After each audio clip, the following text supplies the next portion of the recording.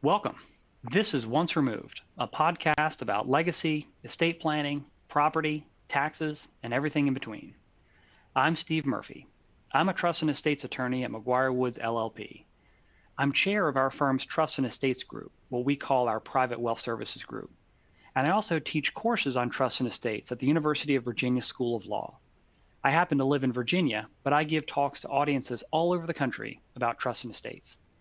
And in those talks, I often come back to a simple principle. What are your goals for your wealth during your lifetime and after your death? There's no right or wrong answer here. And there are no simple answers either. My colleagues and my clients agree that it takes a lifetime to develop this kind of vision. And they say that it can and will change. But whatever the question is, and whatever the answer is, only you can provide it. So that's the point of this podcast, to explore these issues. So where to begin? Well, perhaps not surprisingly, billionaire Warren Buffett said it best.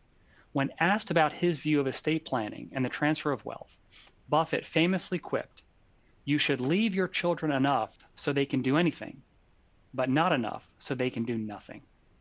This comment resonates with a lot of my clients.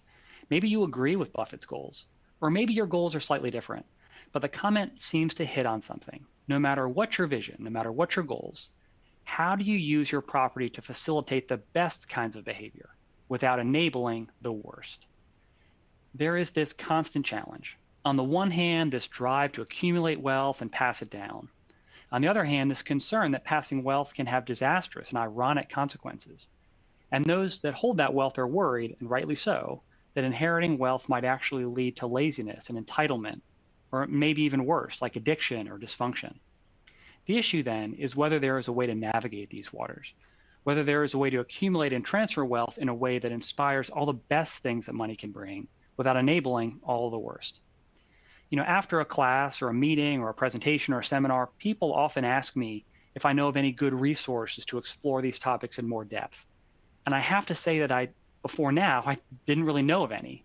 And it's not because there aren't resources out there. There are tons. If you just look around the web, you'll find all sorts of blog posts and materials on all sorts of topics related to wealth management and estate planning. But the problem, in my view, is that those posts often focus on the specific technique. They might focus on a particular kind of gifting to avoid estate tax, or they might focus on ways to use life insurance, or they might focus on certain charitable planning strategies. But those are all focused on a tool to solve a problem. Instead, what I like to do, and what I'll do on this podcast, is take a step back, or actually I'll take two big steps back. First, I'll ask, what are your goals? And then second, the question is whether there are any problems in the way of accomplishing those goals. Those problems might be estate tax, or income tax, or potential creditors, or family tension, or something as simple as avoiding probate. And then third, the question is what tools can help you accomplish those goals? That's the time we focus on those tools or techniques, like the use of trusts and selection of trustees and lifetime gifts and charitable trusts and donor advised funds and private foundations and on and on. So that's what we'll do here on Once Removed. We'll actually address all three. What are some goals? What are some problems or obstacles or pitfalls you might confront? And what are some tools or techniques to accomplish those goals while addressing those potential problems? And along the way, we'll talk about a lot of substance. Sometimes there will be an episode about specific technical issues, like my upcoming episodes on estate tax and gift tax and generation skipping transfer tax. Sometimes there will be an episode about strategies, like whether to use a trust for the benefit of your beneficiaries. And sometimes there will be an episode about new developments, like changes in the law.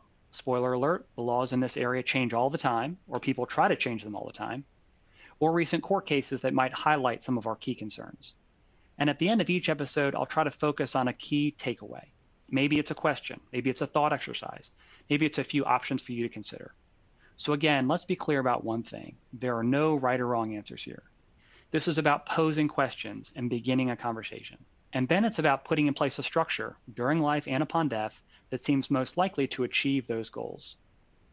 And keep in mind that in this entire process, you, the client, are the best decision maker.